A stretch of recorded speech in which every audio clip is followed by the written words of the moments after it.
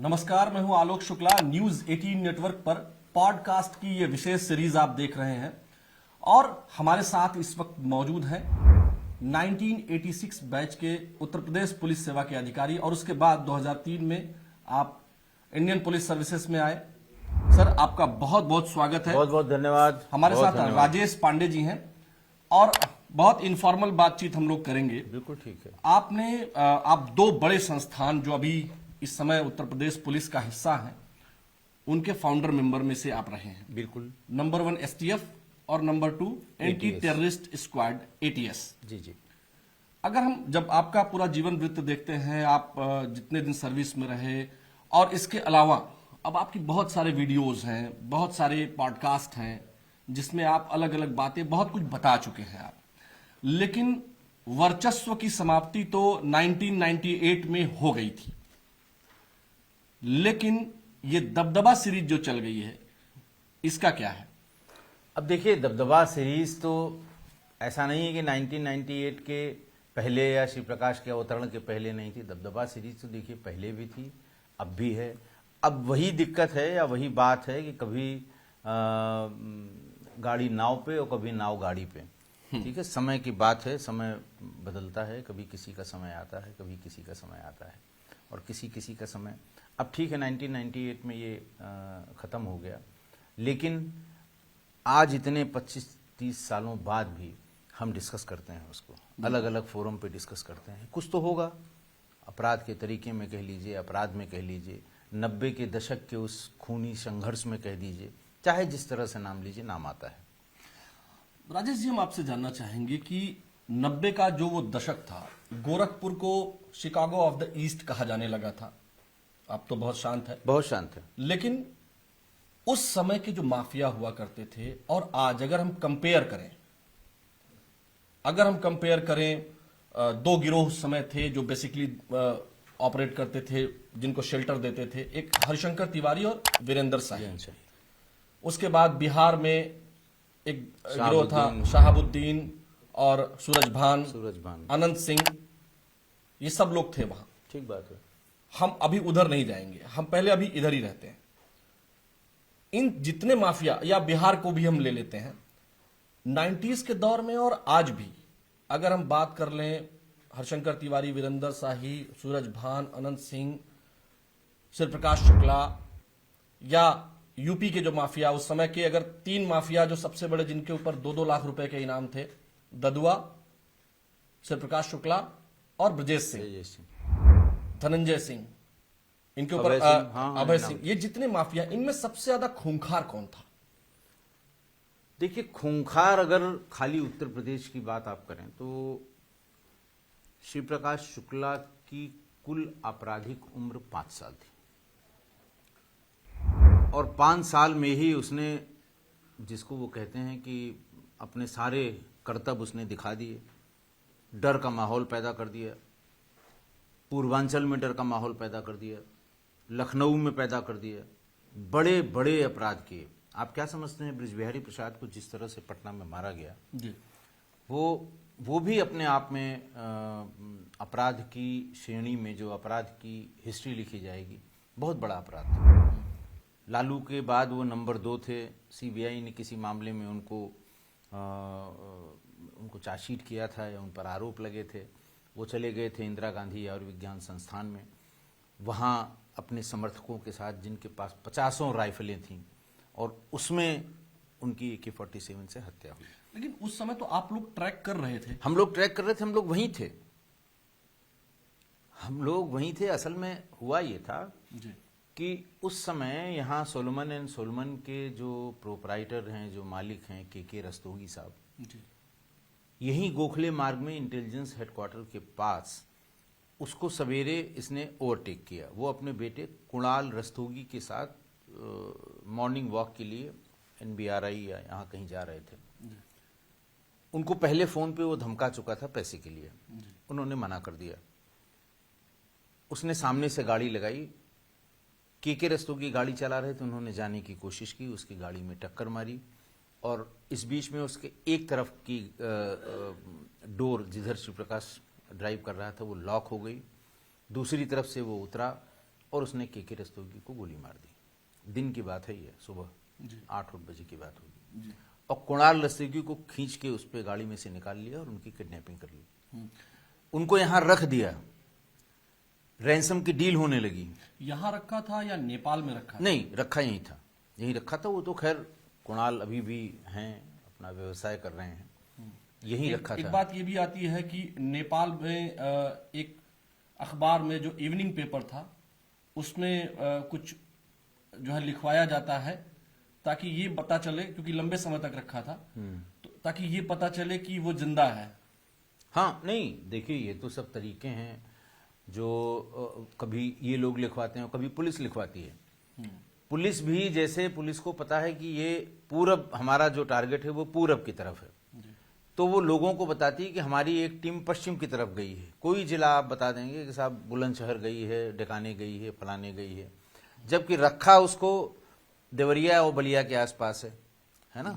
वो पुलिस भी प्लांट कराती ताकि उन लोगों के दिमाग में ये रहे, उनको ये लगे कि पुलिस हमारे आसपास नहीं है, वो तो पश्चिम में भाग रही है। ऐसे वो भी करते हैं कि ये अंदाज रहे कि नहीं भाई जिंदा है, बहुत ज्यादा पुलिस इसके चक्कर में न पड़े। तो उसको यहां रख के रैंसम की डील करते करते उसे सूरजभान ने पटना बुलवाया कि भाई बृज बिहारी प्रसाद अब लालू से कह के वो हमारे खिलाफ मुकदमा लिखवा रहा है, जेल भिजवा देगा ये, अब उसका मारा जाना जरूरी है। तो वो सारी डील सस्पेंड करके, यानी उसको यहाँ छोड़ के, और लाव लश्कर के साथ अपने चला गया पटना, और तब बृज बिहारी प्रसाद की हत्या की। आप देखिए, आप लोग उसको ट्रैक कर रहे हैं। हम लोगों को पता लगा कि साहब ये फिर वहां गया किसी काम से। हम लोग, क्योंकि उस समय कुणाल रस्तोगी के पिता यानी के रस्तोगी जिनको मारा गया था, वो यहाँ के बड़े धनाढ़ और सम्मानित व्यापारी थे लखनऊ के। लखनऊ में बवाल अपनी चरम सीमा पर था। जो इसकी कुणाल की शादी हुई थी, एक बहुत बड़े ज्वेलर्स हैं कानपुर के, उनकी यहाँ भी शाखा है, उनके यहाँ की बेटी थी। तो आप अंदाज लगाइए सरकार पे कितना दबाव होगा, पुलिस पे कितना दबाव होगा। तो सब यही ढूंढ रहे थे, तब पता लगा कि वो पटना की तरफ गया है। हम लोग भाग के गए, और जब हम लोग पहुंचे हैं उसके हमारे ख्याल से घंटे, 2 घंटे, 4 घंटे बाद, दिन सुबह हम लोग पहुंचे हैं पता करने के लिए कहाँ गया होगा। क्योंकि देखिए उस समय मोबाइल बस आए ही आए थे, 97 में मोबाइल आया है, पैरेलल की लिसनिंग की सुविधा नहीं थी, सीडीआर के एनालिसिस से ही लोकेशन मिलती थी। ऐसी ही एक एनालिसिस में अंदाज लगा कि ये पटना में है, तो तब तक उसने वहां बृज बिहारी प्रसाद को मार दिया। मार के वहां से वापस आया, वापस आके इनकी डील फाइनल की, और तब कुणाल रस्तोगी को छोड़ा गया। कुणाल रस्तोगी को यहां से ले गए और फैजाबाद में कहीं किसी होटल के आसपास छोड़ दिया, जहां से वो अपने घर वालों को फोन कर सके। घर वालों को उसने फोन किया, घर वाले गए, उसको लेके आए। मतलब रैंसम मनी ले लिया रैंसम उनसे ले लिया, पूरी रैंसम ली, उनसे ली रैंसम मनी। मूलराज अरोरा उस समय के सबसे बड़े बिल्डर थे लखनऊ के, जिन्होंने लखनऊ रेलवे स्टेशन में जो छोटी लाइन मैंने उसका ठेका लिया था। आशा अपार्टमेंट नाम से मल्टी स्टोरी बिल्डिंग ये उन्होंने ही बनानी शुरू की। अगर आप देखेंगे आशा अपार्टमेंट हजरतगंज में 2 जगह है, एक छन्नीलाल चौराहे पे है, बड़ा नामी आदमी था वो बिल्डर्स में। ये 3-4 लोग मिलके वो थे, ये संजय सेठ थे, बनारस ग्लास हाउस वाले थे, सरना मार्बल वाले थे, इन सबको टारगेट किया। नहीं माने तो इनको यहीं हजरतगंज से उठा लिया, मूलराज अरोरा को ले गया पटना, डील किया, रैंसम लिया। इनके एक भाई उस समय डीआरएम थे पटना में, डील किया, रैंसम लिया, तब इनको छोड़ा। अच्छा सर, जैसे ये तो बहुत सामान्य सा लड़का था, बहुत क्रिमिनल बैकग्राउंड कोई नहीं, पिता टीचर। शुरुआत जो आपने कई जगहों पर बताया है, जैसे शुरुआत इसने एक छोटी सी घटना से इसकी हुई, लेकिन इसको आदत कैसे लग गई? क्या कभी इससे फोन पर या कभी इस तरह की बातचीत हो पाई कि आपने उसको समझाने की भी कोशिश की? नहीं, देखिए बातचीत तो वो उसका मोडस ऑपरेंडी था, वो उसने किसी को छोड़ा नहीं जिसको फोन न किया हो, डराया न हो, धमकाया न हो। लेकिन जब किसी अपराधी को, किसी संगठित गिरोह को, किसी बड़े माफिया को पैसों का खून लग जाता है, तो फिर उसकी आदतें धीरे धीरे उसी तरफ चली जाती हैं। गोरखपुर में ही उस जमाने में केबिल चला करते थे। अगर आपको ध्यान हो 95 में लखनऊ में भी चलते थे जी कि केबल का आप कनेक्शन लीजिए, जी 250 या 300 उसका महीने में वो एक आदमी लेने आता था। जी उनकी मर्जी हो तो वो चैनल दिखाया जाए, उनकी मर्जी हो तो वो चैनल न दिखाया जाए। और उस जमाने में मैं ये भी आपको बता दूं कि बड़े बड़े टीवी चैनल्स जो हैं वो लोकल केबल ऑपरेटर के संपर्क में होते थे कि हमारा जो चैनल है वो चौथे नंबर पे रहे, पांचवें, और पैसा देते थे उनको। तो वहां पर गोरखपुर में भी ऐसे ही एक केबल ऑपरेटर ने पैसा वसूलने के लिए, अब गोरखपुर उस समय नोटोरियस हो चला था, ऐसी बस्तियों में लोगों ने कनेक्शन तो ले लिया, किसी ने 3 महीने का किराया नहीं दिया, किसी ने 4 महीने का किराया नहीं दिया। तो जो मालिक थे उस समय केबल टीवी के, उन्होंने कुछ लोकल लोगों को एम्प्लॉय किया, जो थोड़े से जिनका बैकग्राउंड था, जो थोड़े बदमाश थे, जो जिनकी जो दबंग थे, कि साहब आप इस इलाके में हमारे 500 कनेक्शन हैं, इनका किराया वसूल के लिए आइए, आपको 20% 10% जो भी उन्होंने तय किया हो कि हम आपको देंगे। तो वहां करीब उस शहर को इन्होंने 10-12 भागों में बांट रखा था केबल ऑपरेटर ने, और 10-12 जगह वो सब ज्यादातर स्टूडेंट यूनियन के, यूनिवर्सिटी के, डिग्री कॉलेजों के लड़के थे, जो दिन भर वसूली का 20 आदमी गए मोटरसाइकिल से वसूली करके चले आए। 3000 बकाया है तुम्हारा, 2000 बकाया है, ले आए, उसको नगद दिया, उसने 10% 20% दे दिया। अच्छा सर, ये जैसे माना ये जाता है जो मूवी आई, शहर मूवी हो या फिर रंगबाज जो वेब सीरीज आई, या जो इंस्पेक्टर अविनाश नाम से एक वेब सीरीज आई अविनाश मिश्रा जी के, उस पर जो आप ही के सहयोगी थे, उसमें ये दिखाया गया है, या और भी जो पढ़ने को पता चलता है कि पहले ये थोड़ा बहुत हरिशंकर तिवारी ने इसको जो है प्रश्रय दिया, क्योंकि एक आम धारणा आपको क्या बताना है थी कि हरिशंकर तिवारी पूर्वांचल में माफियाओं के महागुरु थे। ठीक बात है, बिल्कुल। तो वीरेंद्र शाही और उनकी जो दुश्मनी थी, वो कैसे उस दुश्मनी में हरिशंकर तिवारी की दुश्मनी में कैसे वो हरिशंकर तिवारी के विरोध में कैसे चला गया? देखिए, आप इसको इस तरह से समझिए कि गोरखपुर रेलवे का एक हेडक्वार्टर है जिसका कैचमेंट एरिया बिहार का भी है, पटना बिहार इन सब का है। और ये दोनों लोग इतने पावरफुल हो गए, इतना संगठित गिरोह हो गया, इतने बड़े माफिया हो गए कि उस जमाने में ये ई टेंडर नहीं होते थे, इसका इंटरनेट का कोई मामला ही नहीं था। फॉर्म छपता था टेंडर का, अखबारों में निकलता था कि साहब ये 500 करोड़ का काम है, इसका टेंडर आप फला जगह से ले लीजिए। तो पहले तो वहां जहां से टेंडर बिक रहा है वहीं दोनों पक्ष बैठते थे कि टेंडर लेने कौन जा रहा है, उसकी लिस्ट रखते थे कौन कौन ले गया। फिर जो अंतिम तिथि होती थी उसमें टेंडर जमा करने कौन कौन जा रहा है, और ये देखेंगे कि हमारे अपोजिशन वाला है जा रहा है तो उससे रास्ते में छीन लेंगे, नहीं मारेगा तो नहीं मानेगा गोली मार देंगे। टेंडर के इस झगड़े में, और या तो इनको मिलेगा या उनको मिलेगा, या हरिशंकर तिवारी को मिलेगा या वीरेंद्र शाही को मिलेगा, तीसरा कोई वहां घुस ही नहीं पाया। और ये करीब 5-7 साल तक हुआ, 200-200 300-300 करोड़ के टेंडर। अच्छा, इन लोगों का ये भी था कि ये बिहार में जाके काम नहीं करा सकते थे, ये अपने ही इलाके में शेर थे, अपने ही इलाके में ये काम करा सकते थे, तो वहां ये सबलेट करते थे। वही सूरजभान जिनका ये कहना था कि साहब सारे रेल मंत्री उस जमाने में बिहार के हुआ करते हैं, काम हमको कराना है यहाँ मौके पर, टेंडर ही ले जाते हैं, इनको 10% या 20% पर उनको अपना सबलेट कर दिया कि जाओ बनवाओ, जितना भी बिल होगा हम साइन कर देंगे, टोटल बिल का 20% हमें दे देना, मतलब हर रहे लगाने फिटकरी, पैसा इनके पास आ जाए, काम हो। इस बात से वो उसका विरोध करता था, और दोनों का विरोध करता था, माने हरिशंकर तिवारी वीरेंद्र शाही दोनों का विरोध करता था। तो उसने यहां आके जब देखा, और यही श्री प्रकाश शुक्ला का था कि उसने भी जब सबसे पहले कब्जा किया केबल टीवी वालों पे, उनको एक साल, उस साल हमारे ख्याल से इसने 9 हत्याएं की थी, जिनमें 7 ही केबल टीवी वाले थे, और अपने लोगों को केबल टीवी का ठेका दिलवा दिया। इसके मुंह में खून लग गया, इसने कहा रेलवे का ठेका भी हम लेंगे। लेकिन फिर वही हुआ कि ये दोनों अपना वहीं जमे हुए आने जाने के रास्ते पे 20-20 राइफलें लेके बैठे हुए हैं, कौन टेंडर फॉर्म ले गया उसकी स्क्रूटनी होगी, और कौन जमा करने आ रहा है उसकी स्क्रूटनी होगी। तो इसका दांव कहीं नहीं लग रहा था। वहीं पर गोरखपुर में ही किसी ने बताया कि साहब सूरजभान से कि तुम अकेले यहाँ कुछ न कर पाओगे, यहाँ लोकल आदमी का संपर्क। तो किसी ने कहा कि एक नया लड़का उठ रहा है बिल्कुल, और भी उसने कई एक मर्डर किए हैं और पूरा कब्जा कर लिया है केबल टीवी पे। इसकी मुलाकात कराई गई सूरजभान से।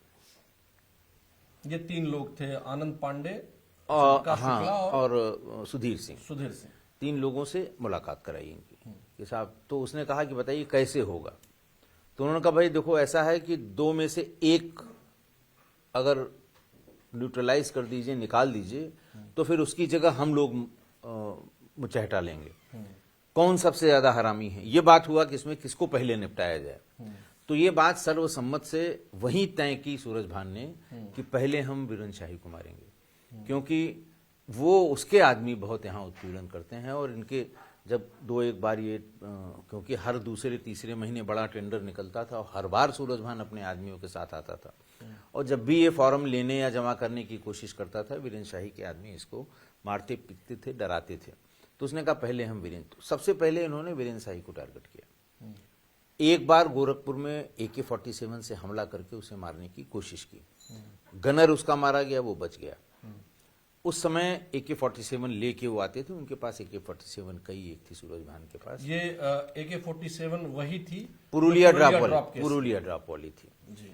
तो वो लेके आते थे। दर्शकों को थोड़ा बताना जरूरी है कि पुरुलिया एक जगह है पश्चिम बंगाल में, जहां पर हवाई जहाज से कुछ जो आनंद मठ नाम का जो एक रेडिकल ग्रुप ऑर्गेनाइजेशन था, उनको जो है देने के लिए उसमें बम वगैरह भी थे, बहुत से थे, बम थे, पिस्टल थी, AK-47 थी।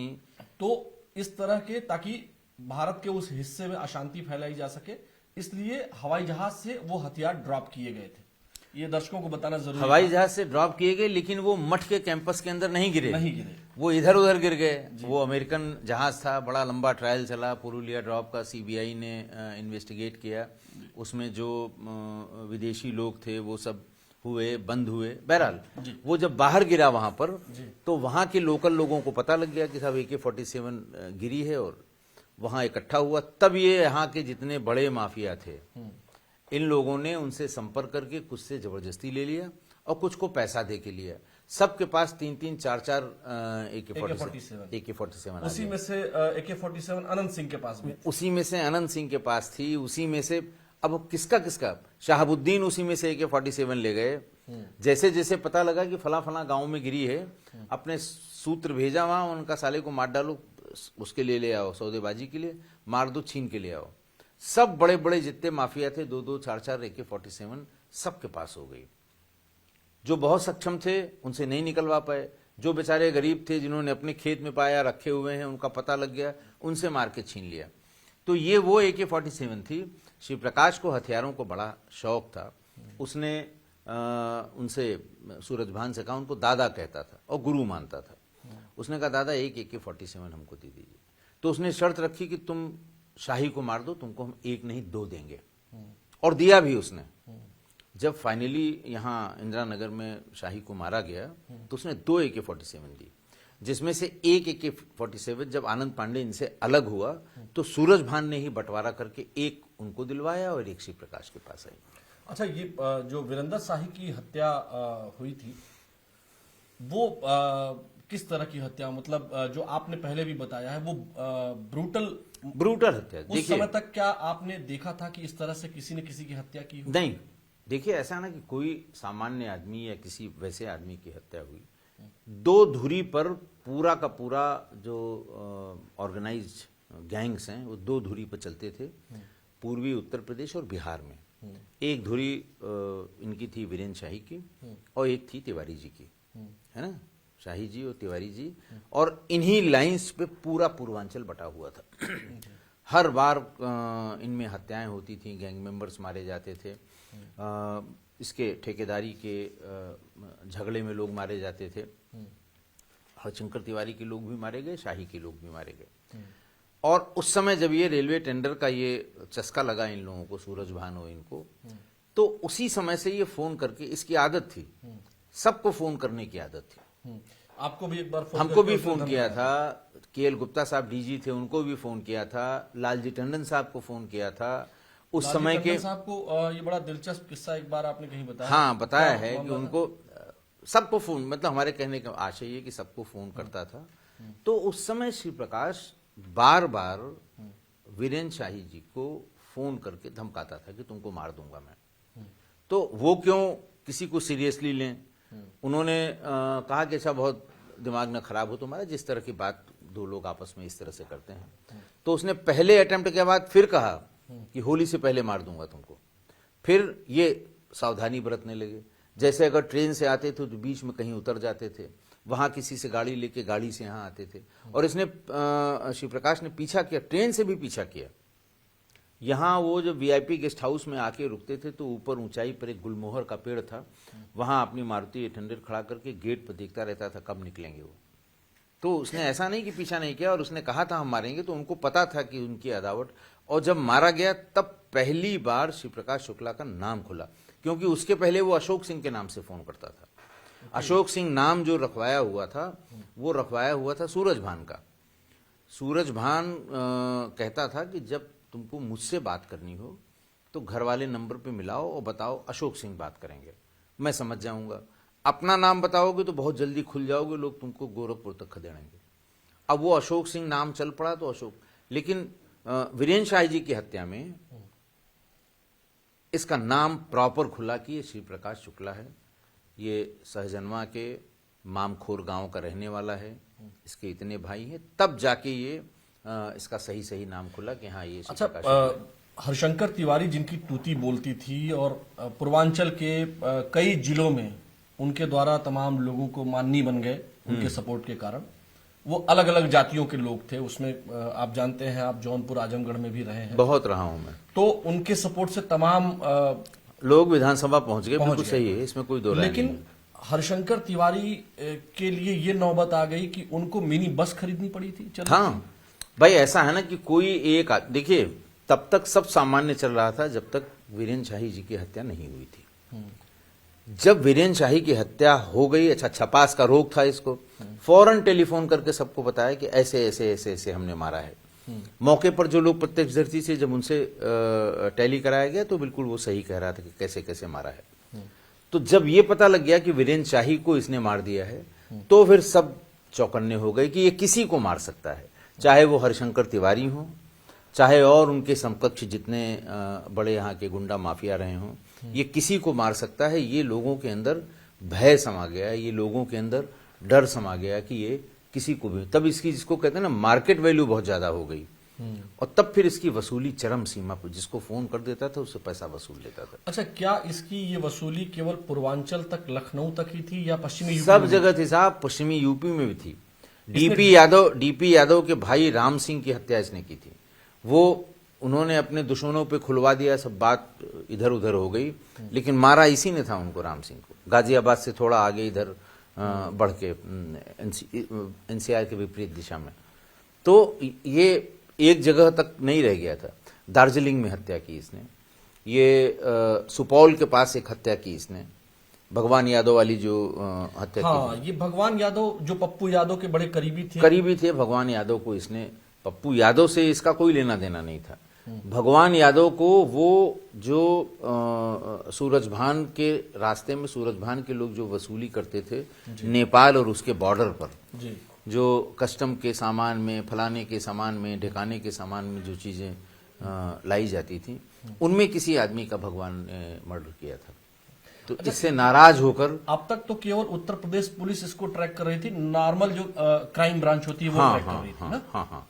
ये एसटीएफ जो बनी जी, उसकी जो कहानी आप बताते हैं कि कल्याण सिंह जी की हत्या की सुपारी ली, ऐसा डीजी साहब को कल्याण सिंह जी ने बताया, फिर उन्होंने अरुण कुमार जी ने जो आपके एसएसपी थे उन्होंने फिर आपको, या ये जो बातचीत आई कि एक गठन करते हैं।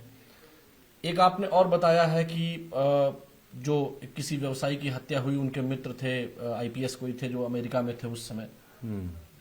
लेकिन क्या यही बात थी, या वाकई में क्या कल्याण सिंह जी को ही मारने की सुपारी दी गई थी, या साक्षी महाराज और जो ब्रह्मदत्त द्विवेदी जी की हत्या का मामला था उससे जोड़ करके भी बहुत लोग इसको देखते हैं?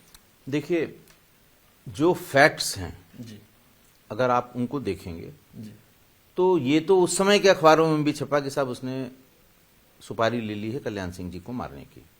खूब अखबारों में छपा, खूब चला, टीवी में दिखाया गया। लेकिन हम लोगों के पास इस तरह की कोई सूचना कभी नहीं थी कि उनको मारने की सुपारी ली गई है। क्योंकि फिर ये बताना पड़ता कि सुपारी दी किसने, हाँ, दी किसने या ली ये किसने, आज तक नहीं किसी को पता। जब श्री अजय राज शर्मा साहब रिटायर हो गए तो उन्होंने एक किताब लिखी। उन्होंने भी अपनी मेमोइर्स में एक चैप्टर उसमें उत्तर प्रदेश में जब एसटीएफ का गठन हुआ उनके नेतृत्व में, तो उसका पूरा वृत्तांत उन्होंने उसमें लिखा। उसमें उन्होंने ये लिखा कि कुछ ही दिन पहले मुझे लखनऊ से ट्रांसफर करके सीतापुर के ट्रेनिंग कॉलेज में भेजा गया था, और महीने डेढ़ महीने बाद भी एक दिन मुख्यमंत्री कार्यालय से फोन आया कि मुख्यमंत्री जी आपसे मिलेंगे, आप आ जाइए। बोले मैं आया, तो उस समय जो उनकी किताब बाइटिंग द बुलेट में लिखा हुआ है, जी। तो उन्होंने देखा कि मुख्यमंत्री जी वो अपने कुर्सी पर नहीं बैठे हैं, अपने ऑफिस में, अपने चैम्बर में ही थोड़ा टहल रहे हैं, कुछ परेशान से लग रहे थे। उन्होंने कहा आइए आइए बैठिए। तो उन्होंने कहा जब वो टहल रहे थे तो हम भी खड़े रहे, जैसा उन्होंने लिखा है, और कुछ परेशानी में थे। उन्होंने कहा भाई, बोले सर सब ठीक है। उन्होंने कहा सब ठीक नहीं है, और आपका आदेश मैं भेज रहा हूँ, आप आइए, एक यूनिट बनाइए, क्योंकि मेरे मारने की सुपारी ली गई है। ऐसा उन्होंने उस किताब में लिखा है कि मुझसे मुख्यमंत्री जी ने ये कहा। लेकिन अब चूंकि वो मुख्यमंत्री हैं तो मैं उनसे ये नहीं पूछ सकता था कि साहब किसने ली है। उन्होंने श्री प्रकाश के लिए बताया कि आतंक कर दिया है, ये कर दिया है, वो कर दिया है, फलाना है, ठिकाना है। आतंक तो उसका था, ये सर्वविदित था, सर्वविदित था। लेकिन चीफ मिनिस्टर को मारने की सुपारी दी, और आज तक ये ना पता चल पाना कि किसने दी। देखिए, हम लोगों से तो किसी से बात हुई नहीं जी। बात अजय राज शर्मा साहब से हुई। उन्होंने ही इसका खुलासा अपनी किताब में किया, और ये भी लिखा कि मैं उनसे ये बात पूछ नहीं सकता था कि किसने ली। क्या साक्षी महाराज को मारने की ये जब दे चुका था पहले? जब हम लोग इसमें भीतर घुसे और इसकी दिल्ली लोकेशन मिली, और जब ये जहां रह रहा था या जब इसका वहां की एक्टिविटी देखी, तब ये समझ में आया कि ये वहां पर, ये सितंबर में मारा गया, और उस समय ये साक्षी महाराज के आश्रम की रेकी कर चुका था। उस समय दिक्कत उसे ये थी कि उस समय इतनी ठंडक नहीं पड़ रही थी कि कम्बल ओढ़ा जाए। ये इतनी ठंडक का इंतजार कर रहा था कि जब कम्बल ओढ़ने भर की ठंडक हो जाएगी, सारे भक्त इनके जो आते हैं वो कम्बल ओढ़ के आएंगे, तो कम्बल में हम AK-47 छिपा के ले आएंगे। ब्रह्मदत्त द्विवेदी जी की हत्या से जुड़ा हुआ था। ये ब्रह्मदत्त द्विवेदी जी की कहानी उसकी ये है कि कहते ये हैं कि कैप्टन द्विवेदी जो उनके बेटे हैं, ब्रह्मदत्त द्विवेदी जो अभी विधायक हैं वर्तमान में, इन्होंने श्री प्रकाश से संपर्क किया। उनका ये मानना था उस समय, जो ये किस्से कहानी छपे थे, कि साहब सरकार से हमें कोई मदद नहीं मिलेगी। अब उनकी तमाम शंकाएं थीं कि किसने मरवाया होगा, लिहाजा उन्होंने कैप्टन द्विवेदी ने दूसरा रास्ता अख्तियार किया। उससे मिला और उससे श्री प्रकाश से कहा कि ऐसे ऐसे मेरे पिताजी की हत्या इन लोगों ने की है। 2 लोगों का नाम लिया गया, विजय सिंह का जो विधायक हुआ करते थे फर्रुखाबाद से या फतेहगढ़ से, और दूसरा साक्षी महाराज का। तो इसने कहा ठीक है, हम ये बदला आपका हम ले लेंगे, आप परेशान मत होइए। तो ये सब बाद में पता लगा जी।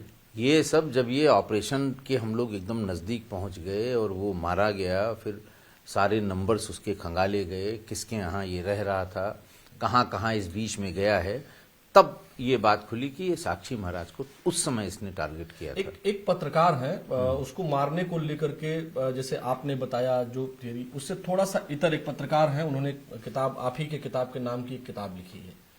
उसमें उन्होंने बताया है कि श्याम पीसीओ पर वो बात कर रहा था। उसके जो, चूंकि आनंद पांडे पहले मर चुका था, अलग हो चुका था, आपने बताया ही, और ये फैक्ट उन्होंने भी कोट किया है।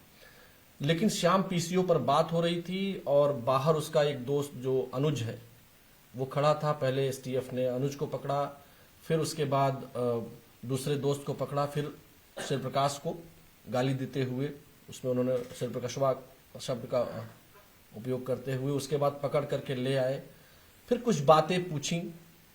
ये सही है या क्या है? नहीं, देखिए ऐसा है ना, ये तो पत्रकार, बात समझिए, वो तो पत्रकार भी नहीं है एक्चुअली, वो पीके पांडे नाम के हैं, इलाहाबाद के रहते हैं और के रहने वाले हैं। उन्होंने सारी की सारी किताब इंटरनेट पर आधारित जो उनको सूचनाएं थी उस पर लिख डाली। वो तो जब आ गई तब हम लोगों ने देखा, जब हमारी किताब छपने को हुई तो राजकमल वालों ने बताया कि हिंद युग ने इसी नाम से एक छापी है श्री पी के पांडे ने। तो खैर वो तो प्रकाशक के बीच की बात हुई। तो वो सारी किसी से उन्होंने कंफर्म नहीं किया, किसी का उसमें वर्जन नहीं छपा है, कोई नहीं। एक पत्रकार की हैसियत से जो सूचनाएं उनको जहां से मिली थी उन्होंने उसको किताब की शक्ल में दे दिया। मैंने इसीलिए मैं बार बार कहता हूं कि इन्हीं सब वजहों से कम से कम 100 तो इस पे रील बन चुकी थी, सैकड़ों इस पे बहुत लोग उसे अपना मतलब आदर्श बना के पेश कर रहे थे। ठीक है ना, ये सब कर मैं रहे इस पर आऊंगा क्योंकि आज जो युवा पीढ़ी है, ये जो उस टाइम की युवा पीढ़ी थी जो जवान हो रही थी, वो शिव प्रकाश शुक्ला को एक जातीय बंधन में अपना हीरो मानना, हाँ कि हमारे जाति का है इसलिए हमारा हीरो है, हमारे व्यवस्था का है इसलिए हीरो है, वो आज भी है। कई ऐसे माफियाओं को लोग अपना हीरो मान लेते हाँ, हैं। नहीं ठीक बात है। हालांकि अब जो माफिया है वो विक्टिम कार्ड खेलने लगे हैं। तो एक जो ग्लोरीफाइंग एज से विक्टिम एज में आया, उसको कैसे देखते हैं आप? देखिए ऐसा ना, बात ये भी तो समझिए आप कि क्राइम का पैटर्न बदला, पुलिस के पास टूल्स आ गए। आज की तारीख में 70% बड़े अपराध सीसीटीवी कैमरे के फुटेज से खुले हैं। उस जमाने की, जिस जमाने की ये बात है, उस समय सीसीटीवी ढूंढते नहीं मिलते थे। मैं इसी लखनऊ की बात बता रहा हूं। 98 में एक बड़े भारी ज्वेलर जो कानपुर से हफ्ते में एक दिन आते थे यहाँ पर, और ज्वेलर्स, बड़े बड़े ज्वेलर शॉप में सैंपल दिया करते थे कि ये नया सैंपल आया है, ऑर्डर प्लेस करिए अगर तो हमें पैसा दे दीजिए, अगली बार हम ये बनवा के ले आएंगे। महानगर में जहां लाइन पर, गोल मार्केट के पास जहां पर लाइन से ज्वेलर्स की दुकान है, वहां सामने वाली पटरी पर उनकी बड़ी महंगी गाड़ी थी, उससे वो उतरे, साथ में उनका मुंशी था और एक ड्राइवर था। और जैसे ही वो उतरे हैं तो मुंशी उनका उनका झोला जिसमें वो सैंपल था सोने चांदी वाला और पैसों वाला जो वसूली करके आए तो वो भीतर रखा था। 2 बदमाश मोटरसाइकिल पर आए और उनको, व्यापारी को गोली मार दी, मौके पे ही मर गए। वो झोला छीना, गाड़ी के भीतर से पैसे वाला बैग निकाला और चले गए। मैं सीओ हजरतगंज था उस समय, सारे लोग लगाए गए। तो एक भी सीसीटीवी हजरतगंज चौराहे के आसपास ऐसी नहीं मिली जिसमें ये घटना हम लोग देख सकें, एक भी सिंगल।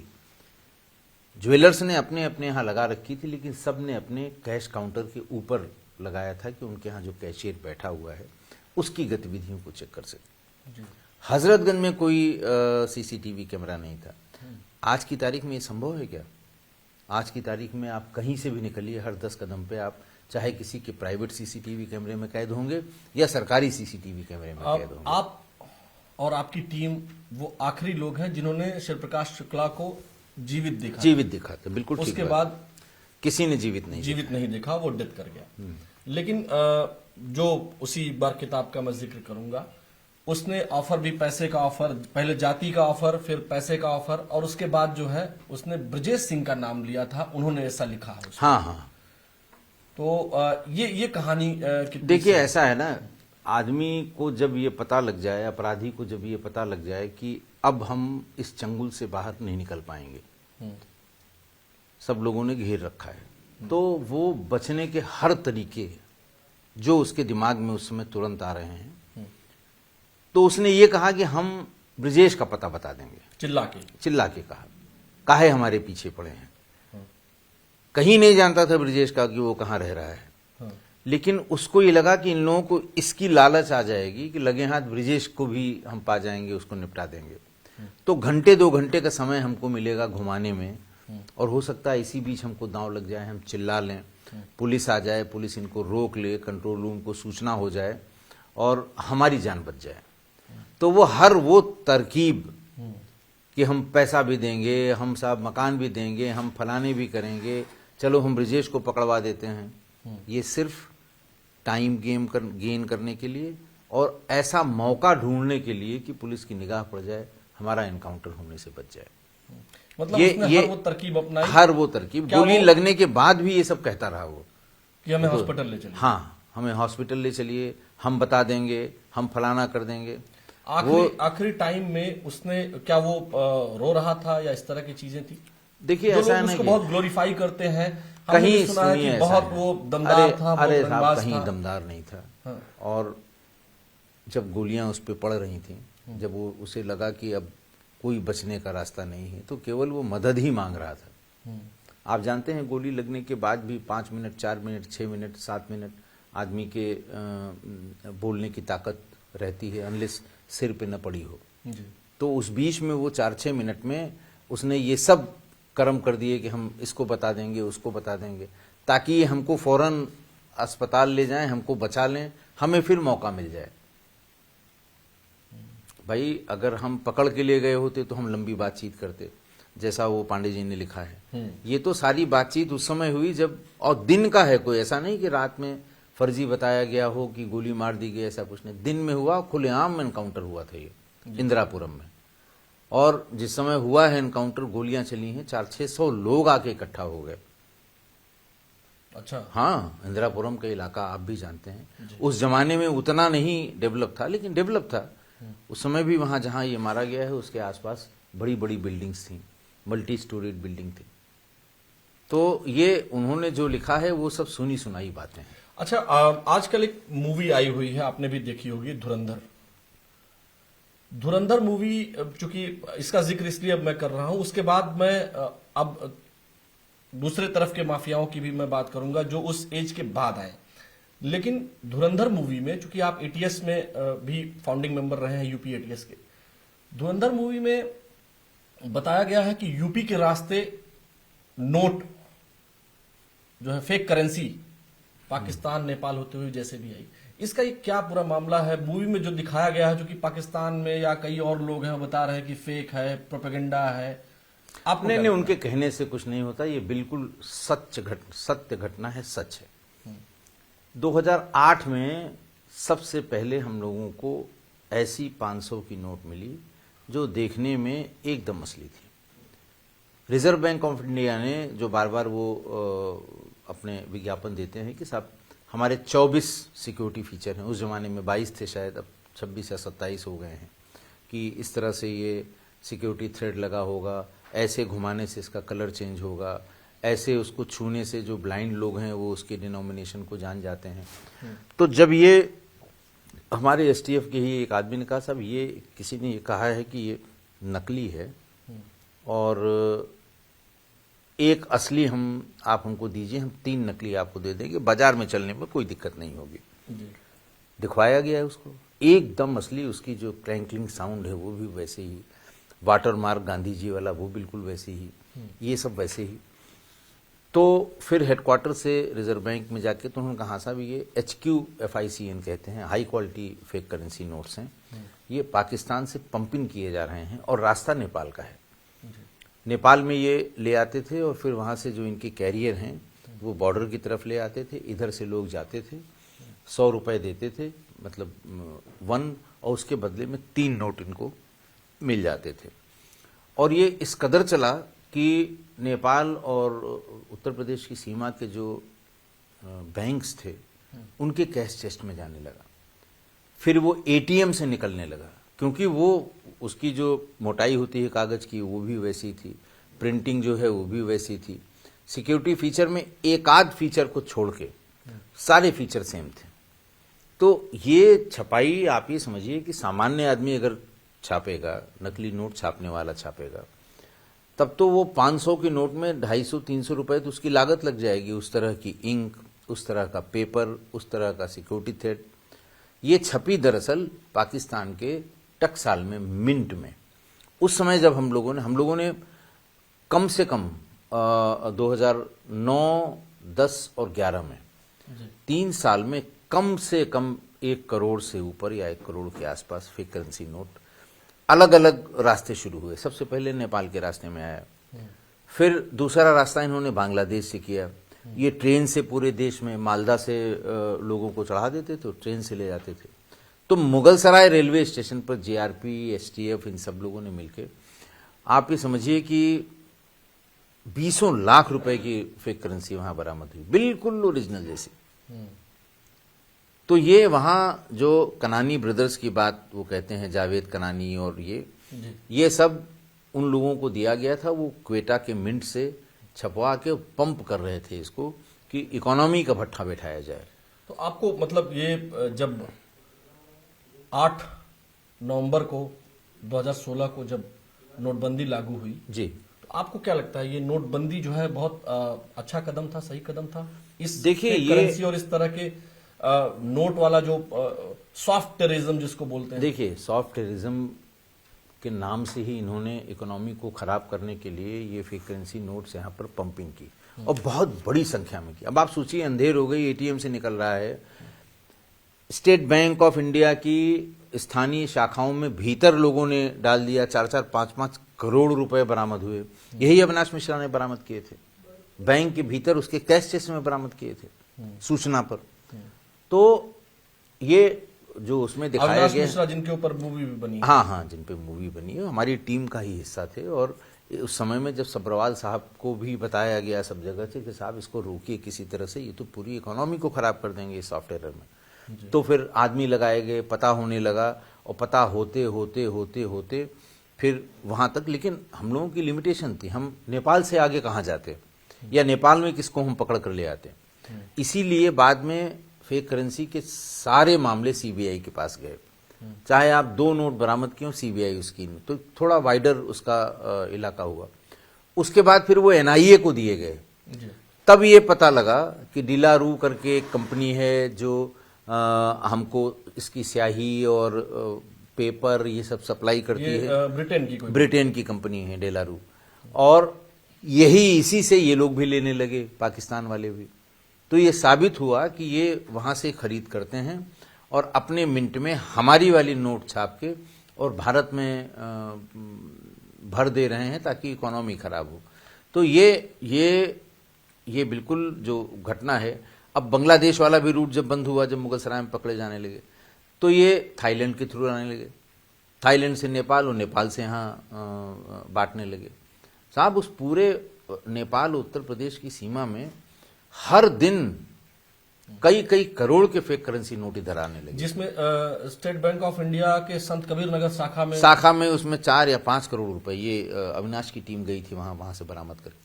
वो तो एक एग्जाम्पल है, चूंकि बड़ा अमाउंट वहां मिला था। बहुत ढेर सारे वहां के बैंक्स में फिर उसकी नकली नोट की शॉर्टिंग मशीन बैंक ने इशू की सब जगह, कि कैश चेस्ट में जब भी रखा जाएगा तो उसमें जो फेक करेंसी है वो बाहर निकल जाएंगे। उसमें भी कई नियम कानून निकाले गए। पहले ये होता था कि जिस शाखा से बैंक की गड्डियां, नोट की गड्डियां सेंट्रल बैंक में या करेंसी चेस्ट में भेजी जाती थी, तो उस गड्डी में ऊपर एक चिप्पी लगी होती थी और उसको उसके सूत वाले धागे से कस के बांधा जाता था, या उसमें स्टेपल किया जाता था, बड़ा वाला स्टेपलर। जी। और उसमें एक चिट लगी होती थी कि फला जगह से ये आई है। तो उसको आपने उसमें डाला, उसमें मान लिया 4 करेंसी नोट फेक आए, तो उसको वापस कर दिया उस शाखा को कि आपकी गलती से ही आए हैं, आप इसको भरिए, 4 नोट आए हैं, 5 नोट। लेकिन उसी समय एटीएम में नोट रिचार्ज करने के लिए क्लीन नोट पॉलिसी लाई गई। जी जी, ठीक है, कि एटीएम केवल क्लीन नोट एक्सेप्ट करेगा। जी जी, वो पंच या छेद किया हुआ या चिप्पी लगी हुई ये नोट एक्सेप्ट नहीं करेगा। तो वो ये भी आना बंद हो गया कि कहां से आई है। इसका फायदा उठाया इन लोगों ने कि ये शाखाओं में भर भर के लेने लगे और उसको करेंसी चेस्ट में भेजने लगे। फिर वहां से, अच्छा, नियम ये कहता है कि जहां से बरामद होगी उसका मैनेजर उसकी भरपाई करेगा। तो वो क्यों भरपाई करेगा, क्यों, कितने, मान लिया 3 लाख रुपए के नकली नोट निकले, तो वो आगे बढ़ाने की कोशिश करेगा, वो क्यों उसकी भरपाई करेगा, उसकी उतनी सैलरी ही नहीं है। तो वो आगे चलती गई और पब्लिक में वो डिस्ट्रीब्यूट और हमारे इकोनॉमी को खराब करती है। जो आप कह रहे थे कि नोटबंदी का जो, देखिए ये तो सरकार की पॉलिसी है, कितने कारणों पे उन्होंने विचार किया ये मैं नहीं बता सकता है, मेरी जानकारी में भी नहीं है। लेकिन एक कारण ये जरूर रहा होगा नोटबंदी में।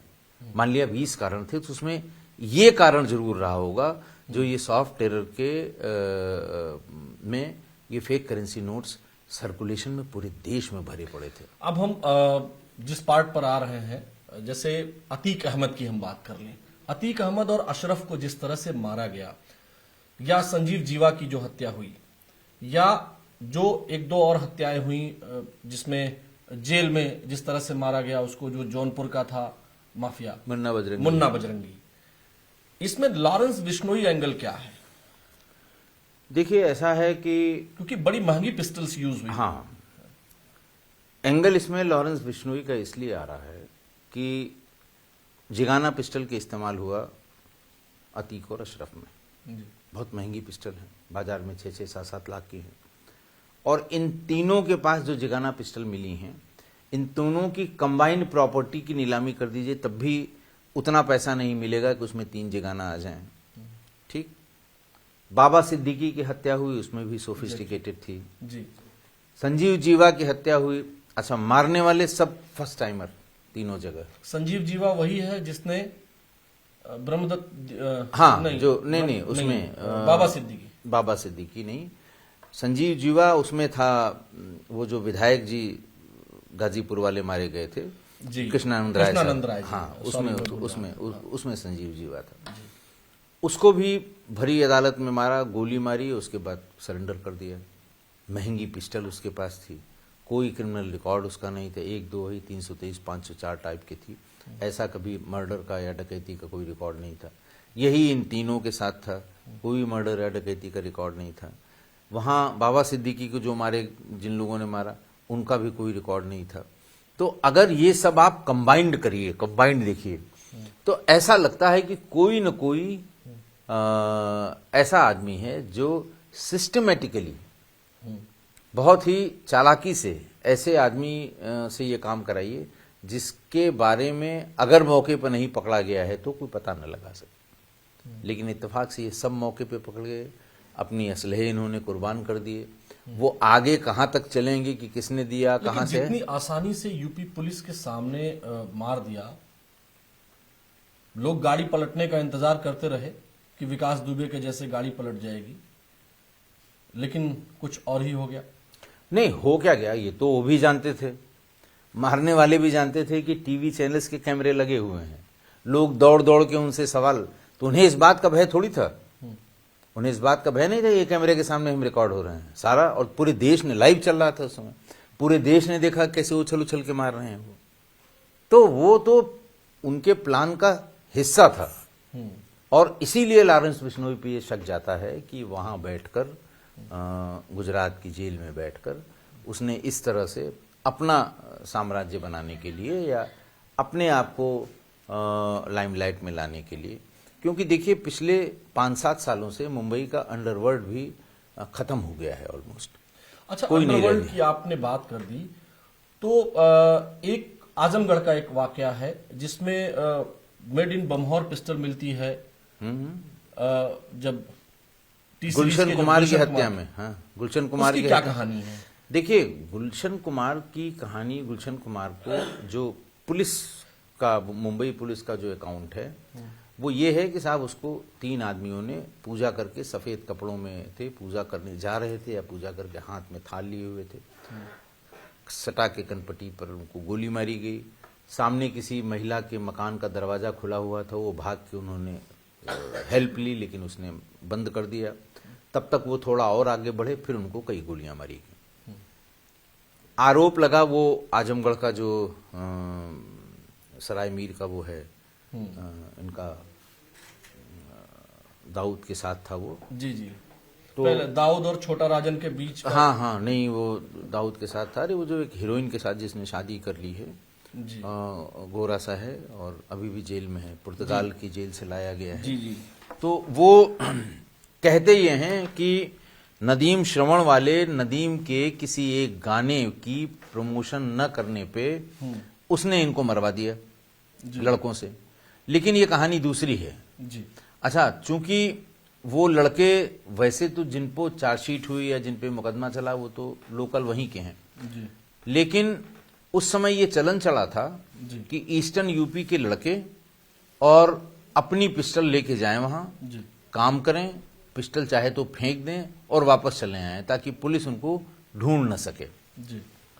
तो ये उसी में ये आजमगढ़ की मेड इन भमौर, आजमगढ़ शहर में ही एक इलाका है भमौर का, कोतवाली में लगता है, कि जहाँ पर ये उस तरह की बनती हैं जो कभी बिहार से जो आती थी पिस्टल, मुंगेर ब्रांड, जी जी। उस तरह की पिस्टल थी।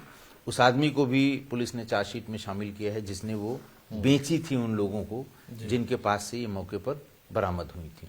अच्छा, आपसे हम ये जानना चाह रहे थे कि अबू सालेम की बात मत अबू सलेम, मैं भी रिकॉग्नाइज कर रहा था काफी, मुझे लगा कि मैंने उसका नाम अबू नहीं लिखा। सलेम, अबू सलेम, अबू सलेम। अबू सलेम, ये आरोप है कि अबू सलेम ने मरवाया था, लेकिन ये बात ठीक नहीं है। ये पूरी बात दाऊद के नॉलेज में थी, दाऊद ने ही, और फिर जो छोटा राजन एंड कंपनी था, ये वहीं से ये हिंदू मुस्लिम जो अंडरवर्ल्ड में हुआ, वो सबसे बड़ा कारक था गुलशन कुमार की हत्या। वैसे तो जो मुंबई ब्लास्ट हुआ था 1993 में, जिसमें बहुत से लोग मारे गए थे, वहीं से ये डिवीजन शुरू हो गया था कि छोटा राजन, सुभाष ठाकुर, चंकी पांडे, ये सब एक तरफ आ गए थे, और दाऊद, छोटा शकील, ये सब, तो वो हिंदू मुस्लिम लाइन पे डिवाइड हो गया था। लेकिन उसमें जो सबसे बड़ा घी का काम किया वो किया गुलशन कुमार की हत्या ने। गुलशन कुमार भजन के, टी सीरीज के कैसेट किंग कहे जाते थे, पैसे वाले थे, जिसको वो प्रमोट कर देते थे वो बहुत आगे चला जाता था जी। तो इस तरह से था। फिर इन लोगों ने, जो ये बाकी लोग हैं, इन्होंने बताया कि असली वाले कौन थे इसमें जिन्होंने मारा था, फिर उनको एक एक करके इन लोगों ने अपने स्तर से मरवाया। अच्छा, ये आपने बात की, चूंकि आजमगढ़ जौनपुर बड़ा प्रमुख प्लेस है, आप दोनों जगह रहे हैं, आप जौनपुर में भी रहे हैं, आजमगढ़ में भी रहा हूं जी। यहाँ भी छोटे छोटे माफिया संरक्षण में रहते थे, पॉलिटिकल उसमें। एक आपने आपके दौरान ही रहा होगा या उसके आसपास जब आप रहे होंगे वहां, परशुराम यादव और इस तरह के एसटीएफ ने मारा था उसको, एनकाउंटर हुआ था उसका, आप उसी की बात कर रहे हैं? जी जी। हाँ, किया था। वो किडनैपिंग बहुत करता था, जौनपुर और आजमगढ़ दोनों क्षेत्र में उसने किडनैपिंग बहुत की थी।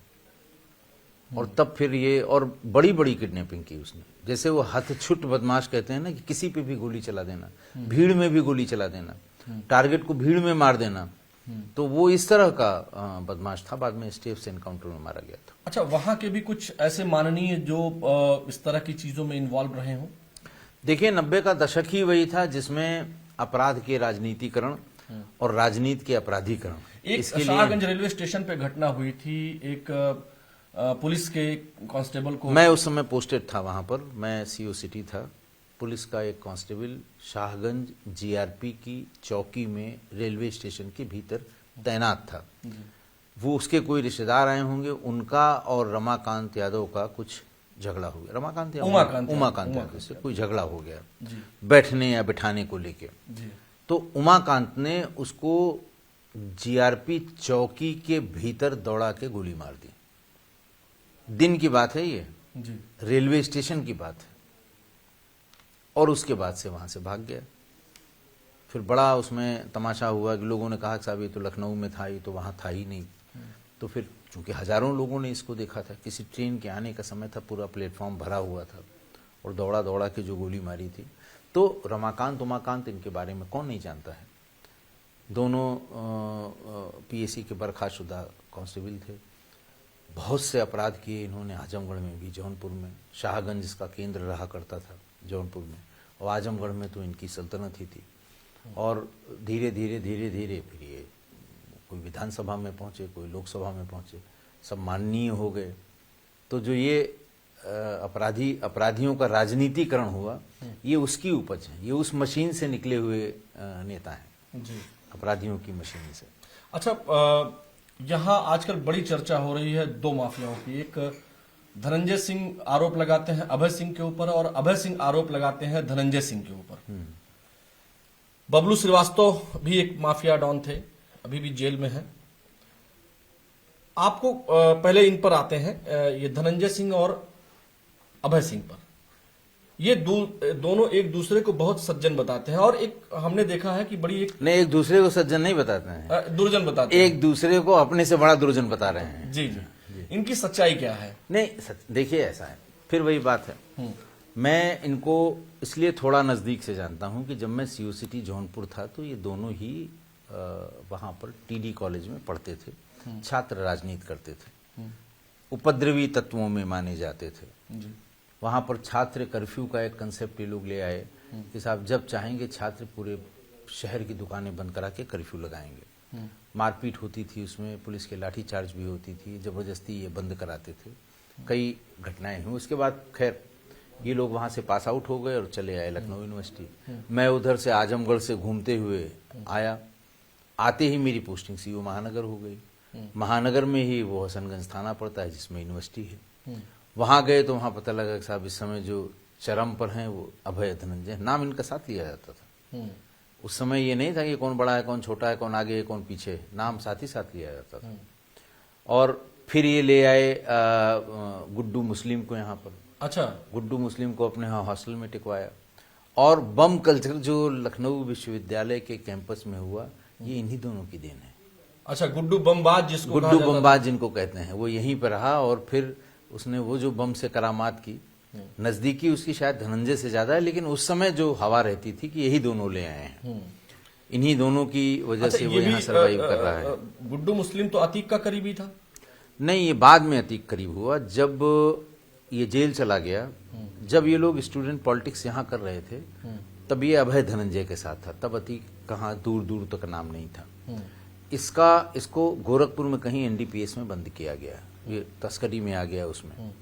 और उस समय जो एएसपी थे अमिताभ यश साहब थे गोरखपुर में, तो एक उसमें उसको बंद किया गया, जेल चला गया, जमानत नहीं हो रही थी। उसका जो गोरखपुर जुडिक्शन इलाहाबाद हाई कोर्ट का है। इलाहाबाद में अतीक एकदम उस समय सर्वा थे, टॉप पे थे। तो इनके घर वालों ने अतीक से संपर्क किया और जो लोग जेल से छूट के जाते थे गुड्डू बमबाज के, तो अतीक से कहते कि बढ़िया लड़का है, उसको छुड़वा लीजिए। तो अपने वकील लगा के अतीक ने इसकी जमानत करा ली। जमानत पे जब ये बाहर आए तो सीधे अतीक के यहाँ पहुंच गया कि भैया हम यहीं रहेंगे। वहीं बगल में उसको एक मकान दिलवा दिया और फिर उसका इस्तेमाल हुआ। फिर पूरे शहर में बम बजते रहे। जो प्रॉपर्टी कब्जा करनी है, जिसको धमकाना हो, गुड्डू बमबाज गए और 5 बम उसके यहाँ फेंक आए। आपने देखा होगा जब ये हत्या हुई थी इसकी, जी, उमेश पाल की। हाँ, उमेश पाल के भाई की। हाँ, उमेश पाल नहीं, उमेश पाल की वकील जो था, हाँ, जिसकी हत्या दिन दहाड़े हुई थी। हाँ, दिन दहाड़े जो हुई थी, तो उसमें वो बैग में लिए हुए था बम, गुड्डू बमबाज, और उसमें आलू की तरफ फेंक रहा था। मतलब आप देखिए, यहाँ अगर किसी सामान्य व्यक्ति के पास जेब में एक बम पड़ा हो तो उसकी तो हवाइयाँ उड़ती हैं। अब वो ऐसे लिए हुए है, 2 इधर फेंक रहा है, 2 उधर फेंक रहा है, कैमरे के सामने। आप इससे अंदाज लगाइए कि वो कितना नमक अदा कर रहा था अतीक का, दहशत पैदा करता था। वो अतीक उसका इस्तेमाल करता था दहशत पैदा करने में, गुड्डू बमबाज का। अब वो कहाँ है, जब मिलेगा तो और आगे की चीजें खुलेंगी। तो ये सब है। तो ये यहाँ पर इस कैंपस में बमबाजी के जब धनंजय और अभय दोनों कैंपस के भीतर थे, तो जो बमबाजी का सिलसिला शुरू हुआ, न इनके पहले कभी वहां बमबाजी होती थी, न इनके बाद कभी हुई। अच्छा, ये जो एक दूसरे पर अभय सिंह और धनंजय सिंह आरोप लगाते हैं, उनका कोई एक दोस्त था अभिषेक, हाँ, उसकी हत्या हो जाती है, किसने करवाई? आप ये दोनों लोग उस दौरान यहाँ थे? देखिए, ऐसा मैं उस दौरान यहीं था और वहीं सीओ महानगर था। उस अपराध में ये दोनों नामजद हुए। मैं इनका कहीं इंटरव्यू पढ़ रहा था तो उन्होंने कहा कि साहब मैंने सीओ साहब थे राजेश पांडे जी, उनको फ़ोन किया कि भाई मैं जौनपुर में हूँ और मेरा नाम आ रहा है, मेरा कैरियर ख़राब हो जाएगा। तो हमने कहा आप इस सिलसिले में एसएसपी साहब से बात करिए, क्योंकि जब वो हत्या हुई थी बवाल बहुत हुआ था और सूर्य कुमार शुक्ला साहब एसएसपी थे, वो मौके पर गए थे। कम से कम मौके पे सैकड़ों लड़कों से उन्होंने बात की थी, एलआईयू को लोगों को भेज के कराया था। और जो मरा था लड़का, उसके बहन और बहनोई दोनों जुडिशियल सर्विसेज में थे। तो मुकदमा लिखवाया था उन लोगों ने और नामजद लिखवाया था। तो वो कहते रहे कि साहब हम नहीं थे, हमारा लाइफ खराब हो गई, ये हो गया, ये सब कहने की बातें हैं। सब देखिए, हमारे हिसाब से तो अब जब वो अलग हुए उसके बाद उनमें क्या हुआ हम नहीं कह सकते। एक जो जातीय कोई भी माफिया, एक कल्चर जो हम लोग भी पढ़ते हैं, देखते हैं कि जब भी कोई माफिया फंसने लगता है तो कोशिश ये करता है कि वो जातीय सिंपैथी ले। ये आप भी इस ये तरह कोई का नई ट्रेंड बात देखते नहीं हैं? है, ये कोई नई बात नहीं। देखिए, हिंदी बेल्ट में खासकर उत्तर प्रदेश और बिहार में राजनीति ही जातीय आधार पर है, वोटिंग भी जातीय आधार पर है। अब ये थोड़े थोड़े मिथक टूटने शुरू हुए हैं, लेकिन एक जमाना था कि सारी राजनीति जातीय आधार पर है। तो जब राजनीति जातीय आधार पर है तो उसको आप जिस भी सेक्टर में ले जाएंगे वो जातीय आधार पर होगा। इन्हीं से संबंधित एक और बात बोलेंगे।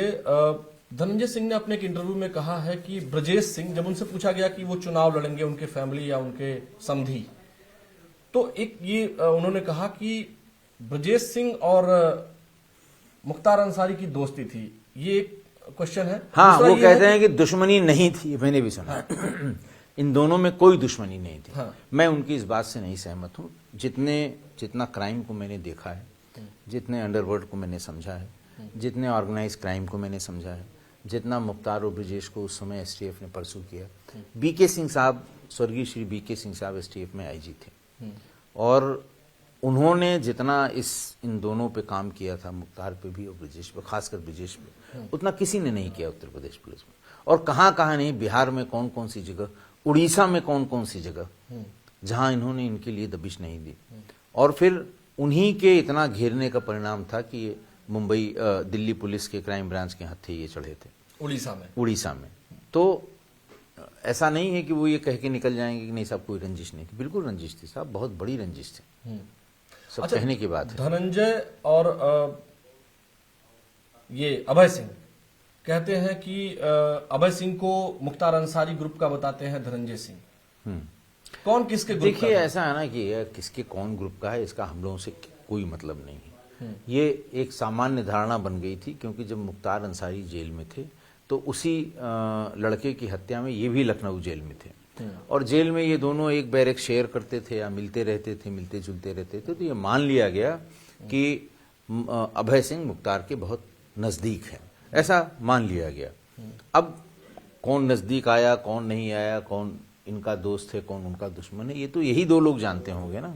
सार्वजनिक रूप से एक दूसरे के कपड़े उतार रहे हैं, तो अब तो जांच करने का विषय है कि जो ये कह रहे हैं वो सही है कि जो वो कह रहे हैं वो सही है। अब हम बिल्कुल इंटरव्यू के बिल्कुल बातचीत के इस लास्ट उसमें है। बबलू श्रीवास्तव एक बहुत नाम लखनऊ में, आपने कभी इनके बारे में कुछ जानकारी या कुछ आपका राब्ता रहा इनसे? हाँ, पूरा राब्ता रहा है इनसे। कलकत्ता में एक एनकाउंटर हुआ, एसटीएफ ने किया, और कलकत्ता के एक बड़े बिजनेसमैन एसडी पुनवानी का की किडनैपिंग का प्लान था। और इसके पहले वहाँ गुजरात में अहमदाबाद में एक किडनैपिंग हुई थी, और जिनकी किडनैपिंग का अटेम्प्ट हुआ था, ये लोग छोड़ के भागे थे। उनके सामान में कुछ सिम और डायरी, ये सब चीज़ें मिली थी।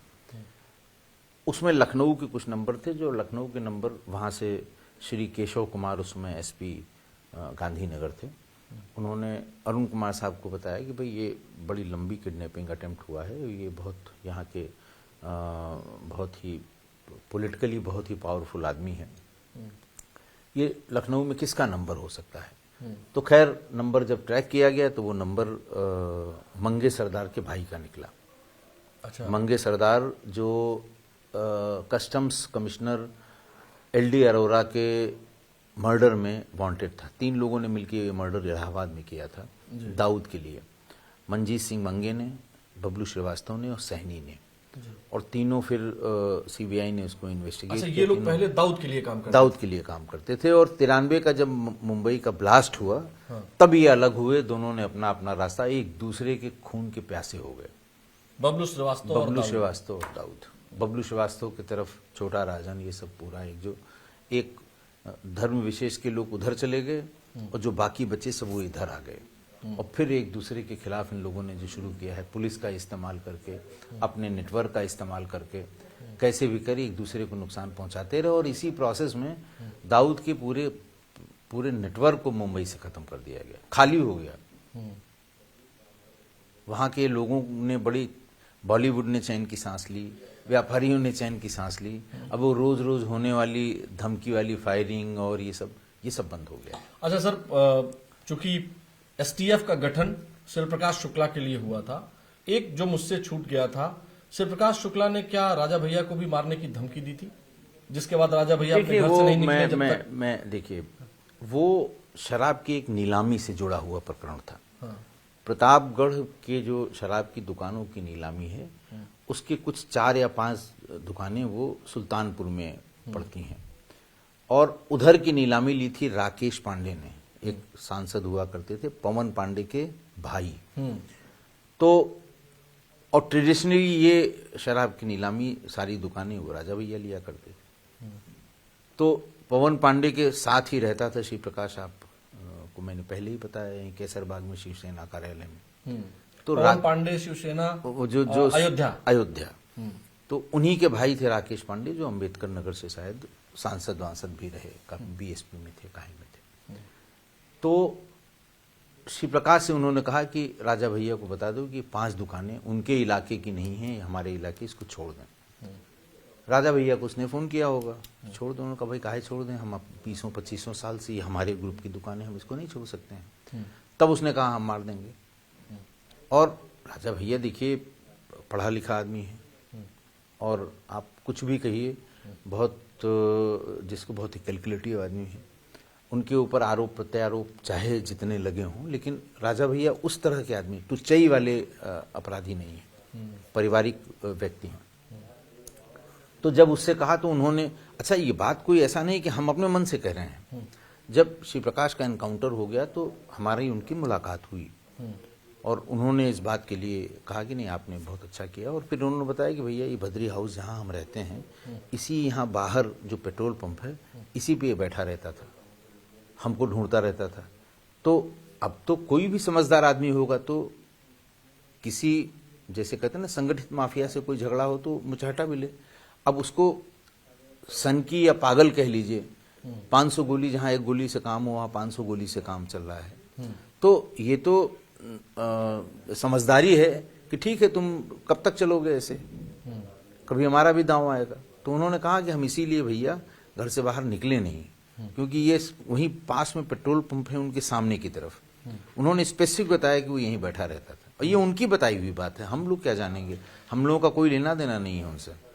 राजेश सर, आपने बहुत सारी बातें की, लेकिन वर्चस्व 1998 में शुरू जहां से हमने किया था कि वर्चस्व 1998 में खत्म हुआ, उसके बाद जो एक विशेष ग्रुप के माफिया थे जिन्होंने कई हत्याएं की, कई लोगों के घर उजाड़े, ऐसे माफिया भी मारे गए, उनका भी काम तमाम हुआ। आप लोगों की जो बेस थी, एसटीएफ ने ही मारा कई लोगों को, जिसकी स्थापना का श्रेय आप लोगों को जाता है। लेकिन वर्चस्व खत्म हुआ। मिडिल ईस्ट में जो इस तरह के माफिया हैं, अतीक अहमद, मुख्तार अंसारी, या इस तरह के जो माफिया हुए, मुन्ना बजरंगी, इनका भी खात्मा हुआ। दबदबा की बात अब होती है और एक दूसरे के ऊपर आरोप लोग लगा ही रहे हैं। ऐसे माफियाओं, ऐसे समाज के दुश्मनों का अंत कब? देखिए, क्योंकि जब भी ये कानून से, सुनिए, जो उस समय 2-2 लाख के इनामी थे, ददुआ मारा, सब मारे गए, ददुआ, निर्भय गुजर मारा गया, सब मारे गए। देखिए, जब भी इनमें से कोई कानून से उलझेगा जी, जब भी, तो इनका भी वही हश्र होगा। लेकिन ये पुलिस की जो एक थियरी है कि पुलिस के ऊपर, जैसे शिव प्रकाश शुक्ला के मारे जाने के ऊपर ऐसा नहीं है, लोग कहते हैं कि जो पुलिस को मार देता है, या विकास दुबे के ऊपर भी ये कहा जाता है, वो बचता नहीं है, ऐसा ये माफिया इसलिए बचे हैं क्योंकि ये पुलिस के ऊपर अटैक नहीं कर रहे। देखिए, पुलिस के ऊपर अटैक की बात नहीं है, कानून से खिलवाड़ करे जो। पुलिस के ऊपर अटैक तो कानून से खिलवाड़ ही है। पुलिस की क्या वो है, पुलिस तो पब्लिक के लिए है ना, रक्षा के लिए है, सुरक्षा के लिए है। तो जब भी ये कानून से उलझेंगे,